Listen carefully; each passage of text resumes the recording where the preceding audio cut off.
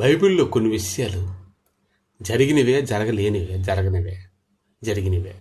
కొన్ని విషయాలు మనం మాట్లాడుకుంటేనే కొన్ని కొన్ని ఆనవాళ్ళు, కొన్ని రుజువులు, సాక్ష్యాలు కొన్ని ఉన్నాయి. అయితే నోహవు వాడ గురించి అందరికీ తెలుసు. ఇది నిజమా లేదా అనుకుంటారు చాలామంది. నిజమే. నోహవు అదే టర్కీ దేశంలో నోహవు తాక స్టోరీ అంతను టర్కీ దేశం మీద హారార్ కొండ పైని నోహవు వాడ ఉన్నట్లు సైంటిస్టులు చాలామంది కూడాను తవ్వకాల్లో కొన్ని రుజువులు బయటపడ్డాయి. అయితే అక్కడ పైని నోహవు వాడ ఉంది, కొన్ని కొండల మీదే. కొన్ని కొండలు మనకు గుర్తొస్తాయి. సినాయి పర్వతం మీద 10 ఆజ్ఞలు ఆయన ప్రార్థన చేసి దేవునితో తెచ్చాడు. అది ఇశ్రాయేలుకి ఇవ్వడం కోసం. సో ఎర్ర సముద్రం దాటాక ఇలాగే కొన్ని కొండల మీద ప్రార్థన కొన్ని ఉంటాయి. ఇలా ఏకాంతంగా కొండల మీదకి ప్రార్థన చేయడానికి దేవుడు వెళ్ళేవాడు. అయితే ఇక్కడ ఏంటంటే ఇది జరిగిందా లేదా ఏంటంటే, జరిగిందని ఎలాగ మనకు తెలుస్తుందంటే కొంతమంది సైంటిస్టులు కొంతమంది అది రిప్రజెంట్ చేసి కొన్ని విషయాల్ని బయట పెట్టిన వారు చాలామంది ఉన్నారు సైంటిస్టులు. అయితే ఆర్ఆర్ కొండ అది ఎక్కడంటే టర్కీ దేశం. అది ఆ పక్కన ఇరాన్, ఇరాక్, టర్కీ, ముస్లిమ్స్ కంట్రీలు మొత్తం అన్నీ ఉన్నాయి. జెరూసలేం సైడ్ని వస్తాయి. అబ్రహాం గారు అక్కడ ఉన్నది కూడా అనే ఒక ఊరు. ఆదాం అవ్వ పుట్టింది కూడా ఆ ప్రాంతం దగ్గరలోనే. అసలు దేవుని ఒక మానవుని తయారు చేసింది కూడాను ఆ చుట్టుపక్కల రౌండ్లే. జెరూసలేం దగ్గర అన్ని దేశాలు కూడాను. మరి ఇవన్నీ ఎందుకంటే అది అన్ని దేశాలకి సెంటర్ కాబట్టి దేవుడు అక్కడ పుట్టాడు. ఎందుకంటే ఆ తర్వాత ఇవన్నీ అభివృద్ధి అయ్యాయి మొదట అక్కడే. అయితే అది ఎలాగా కనుగొన్నారు ఏంటంటే అది వీళ్ళకి ఎలా తెలిసింది ఇప్పుడు ఒక విషయం చెప్పాలంటే అబ్రహాం గారు ఎంత బ్రతికారు అంటే 170 సంవత్సరాలు. మరి నోహవు 650 సంవత్సరాలు.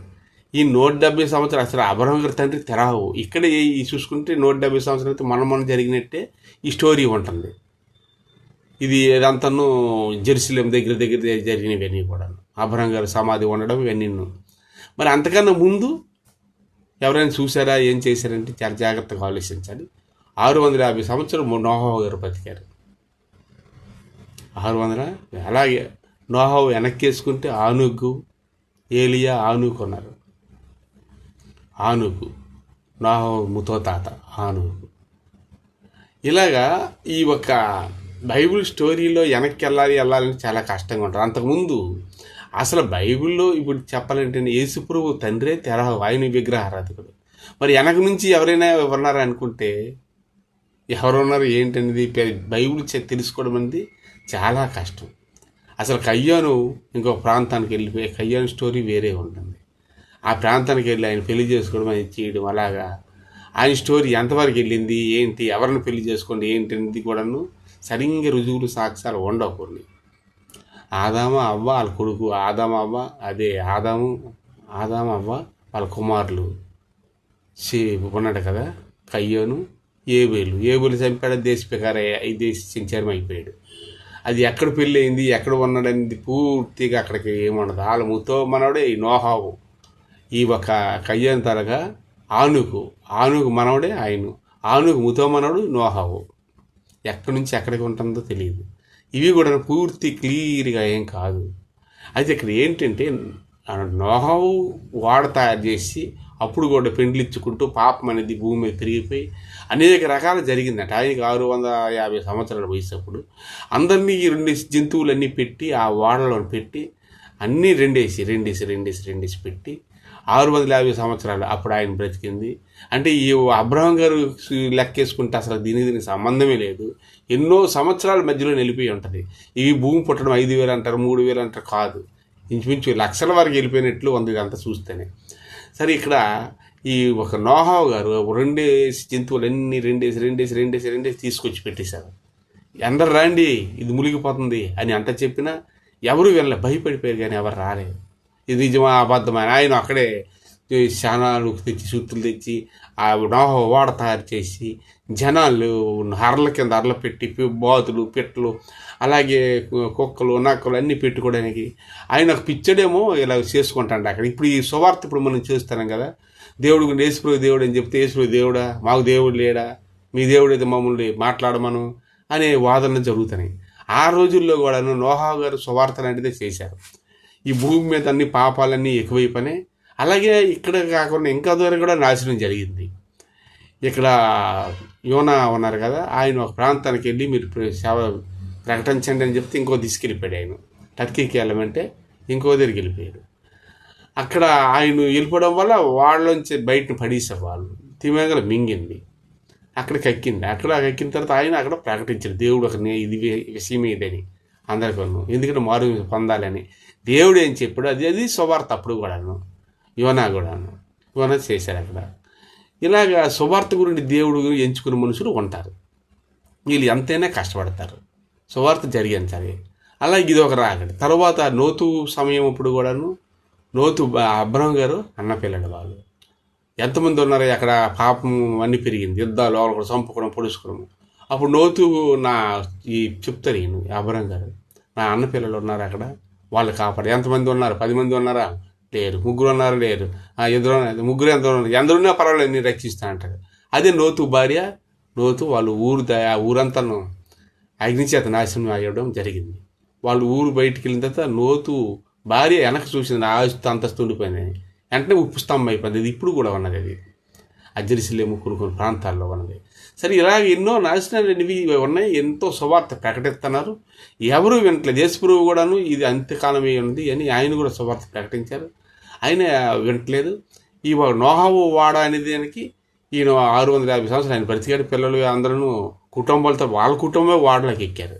ఎవరు ఏం చెప్పినా ఆయన మాట వినలేదు. ఆ వాడలో నుంచి వాడ నీరంతా ఆరింది లేదంటే నేల మీద చూసి అప్పుడు అక్కడి నుంచి జంతువులన్నీ దించుదాము వాడిని కిందకైనా. అందరికీ కొంతమంది వర్షం నిజంగా 40 దినములు పగలు రాత్రి వర్షం వచ్చేటప్పుడు మొత్తం ముంచేసింది వాడంతా. ఉంచేసినప్పుడు జనాలు నేనొస్తాను అంటారు. వాళ్ళు ఇప్పుడు తలుపు తీయబడదు, లోనికి వెళ్ళిపోయింది. ఇప్పుడు తలుపు తీస్తే మేము తినిపోతాం, నీరు మీరు లోనికి వచ్చేద్ది అన్నాడు.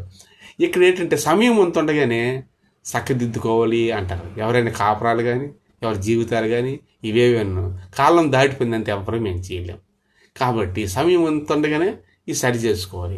అలాగే 5 బుద్ధి లేని కన్యకులు, మొత్తం 25లో బుద్ధి లేని కన్యకులు అన్నారు, 5 బుద్ధి ఉన్న కన్యకులు. అది పెండ్లి ఒక కథ చెప్పారు, ఒక విషయం ఎగ్జాంపుల్ గాను.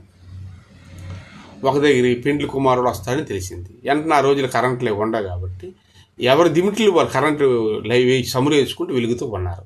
ఒక 5 అప్పటికప్పుడే కొనేవారి దగ్గరికి వెళ్ళి ఏదైనా కొందామని తీసుకొని ఆయిల్ కొనుక్కొని దీపాలు వెలిగిద్దామని వాళ్ళు వెళ్ళారు. వాళ్ళు కొట్లు మూయబడింది, కిరాణా షాపులు. ఏ టైం పెడితే ఆ టైం ఉండగా అసలు శ్రద్ధ ఆలోచన ఉండాలి, నిజంగా దేవుని యందు ఆకర్షణ ఉండాలి, అన్నీ జరగాలనుకున్న వాళ్ళు ముందే మెలకుగా ఉండాలి. వారు 5 పెండ్లి కుమార్తెలు వాళ్ళు సమురు వేసుకుని ఉన్నారు. పెండ్లి కుమారు రాగానే వెంటనే చూసి అప్పుడు పెళ్లి సెలక్షన్ అయ్యింది అనమాట. ఈ మొక్క చూసి పెళ్లి సెలెక్ట్ అయిపోయింది 50 అనమాట. వీళ్ళు ఆ తర్వాత కొనుక్కొని వీళ్ళు వచ్చేసరికి తలుపులు వేయబడాయి. పెండ్లి కుమారుడు వెళ్ళిపోయాడు. అంటే ఇదేంటంటే పరలోక సంబంధమైన ఈ ఒక చెప్పడం, పరలోక సంబంధమైన మాటలు ఇవి. ఈ సామెతల్లో కొన్ని విధాలుగాను ఎగ్జాంపుల్గా చెప్పడం. అయితే ప్రభువు వచ్చేసరికి ఎవరైతే సిద్ధబాటు ఉన్నారో వాళ్ళు లెగుస్తామని సమురు అంటే అది ఆత్మ శుద్ధీకరణ ప్రార్థన చేసుకుంటూ ఎడాదాగా ప్రార్థన ఉంటామో వాళ్ళు దేవుని తెలుతాం. ఈ చీకటిలో అప్పటికప్పుడు నేను ప్రార్థన చేస్తానులే, యేసుప్రభువు వచ్చేటప్పుడు చేస్తాం పర్వాలేదని వాళ్ళు ఇలాగే విడవబడతారు. అందుకే ఒక పెండ్లి కుమారుడు పెండ్లి కూతుర్లు వచ్చేటప్పుడు ఎలాగైతే ఎదుర్కొంటారో, ఎంత చీకటైనా ఎంత ఇదైనాను ఆ విధంగా అక్కడ చెప్పబడింది. ఇలాగ నోహవ టైం అప్పుడు కూడాను ఎంత చెప్పినా వాళ్ళు ఎండ మునిగిపోయారు. లోతు సమయం అప్పుడు కూడా వెనక్కి చూస్తే ఉప్పు స్తంభం అయిపోయింది. ఇలాగా అయితే నోహావు వాడలో నుంచి రెండే జంతువులు దించిన తర్వాత భూమి మీదకి అవి వెళ్ళి దిగినాయి. కానీ ముందు మాత్రం ఫస్ట్ కాకిని పంపించారు. కాకి ఎక్కడెక్కడో ఉండిపోయింది, ఏవేవో నత్తలు గిత్తలు ఏరుకొని తినుకొని ఉండిపోయింది, రాలేదు అది నిజంగాను. సరే దీని గురించి ఎందుకంటే పావురుని పంపించారు. పావురు ఒక ఉలివ ఆకుని తెచ్చి ఇచ్చింది.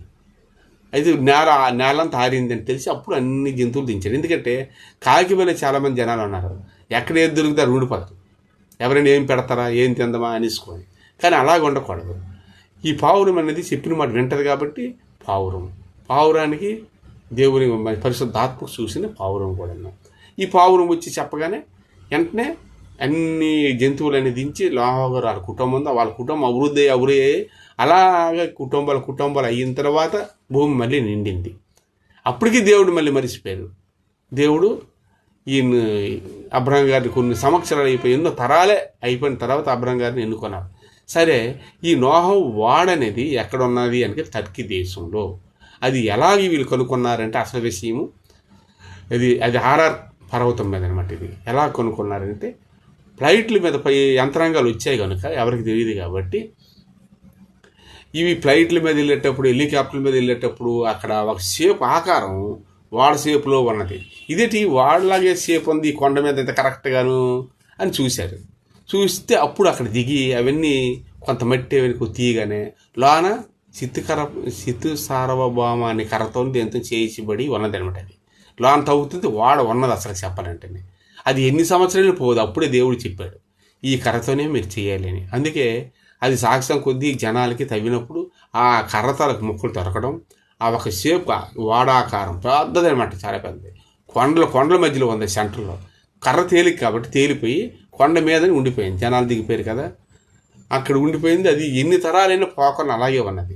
దాన్ని చూసి జనాలు నమ్మారు, ఇది నిజమే ఆ కాలంలో జరిగింది అని. శాస్త్రవేత్తలు చాలామంది మూర్ఖులు దేవుడు లేడనేవారు అంతమంది నమ్మి ఈ రోజుని టర్కీ దేశంలోన ఆర్ఆర్ పర్వతం మీద వాడ ఉన్నది. దాని తరగ ఆనవాళ్ళు, దాని తరగ రుజువులు, సాక్ష్యాలు అన్నీ ఉన్నాయి. అన్నీ ప్రజలకి బయలుపరిచినా ఇప్పుడు కూడా ఎవ్వరు వినట్లే. మళ్ళీ సువార్త అన్ని చేసినా యేసు దేవుడు అట మన దేవుడు కాదా. ఇంటికి నలుగురు మనుషులు అయితే 10 మంది దేవుళ్ళు. ఒక ఊరికి 100 మంది 1000 మంది జనాలు అయితే 2000 మంది దేవుళ్ళు. మనుషుల కన్నా ఎక్కువ దేవుళ్ళు పెట్టేసుకోండి, మనుషులే తయారు చేసుకోండి. ఇప్పుడు ఈ మర్రి చెట్టుకి ఓడలు ఎన్నున్నా మర్రి చెట్టు ఒకటేగా, పిల్లలు ఎందరూ ఉన్నా తండ్రి ఒక్కడే కదా. కానీ అంత జ్ఞానం కూడా మనిషికి లేదు. కాబట్టి దేవుడు ఒక్కడే. ఆ దేవుడు ఎవరు ఏంటి అని మనం తెలుసుకోవడం మంచిది. అయితే ఈ ఒక వాడని బట్టి కూడాను యేసుప్రభు చెప్పేది బైబిల్ కరెక్టు, బైబిల్లో జరిగింది కరెక్టు అని తెలుసుకోవడం మంచిది. ఇది ఎవరికైనా మీరు షేర్ చేయండి, అలాగే లైక్ చేయండి. Thank you.